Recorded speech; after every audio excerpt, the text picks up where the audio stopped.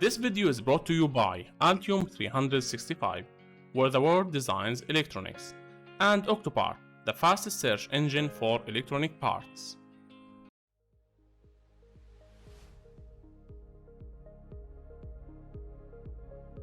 Preparing for interactive routing. Before starting to route, configure the interactive routing options in the PCB editor interactive routing page of the Preferences dialog. When preparing, open the PCB editor interactive routing page of the Preferences dialog. Set the routing conflict resolution current mode to walk around obstacles. As you are routing, you can cycle through the enable modes by pressing Shift plus R.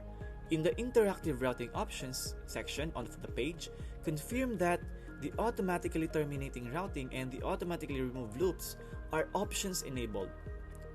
The first option releases the cursor from the current route when you click on the destination pad to finish that route.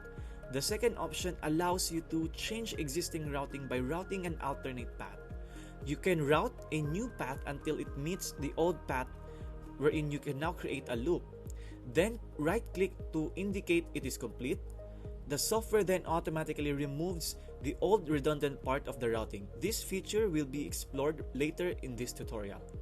Then next, confirm that the track width mode or the via size mode options are both set to rule preferred.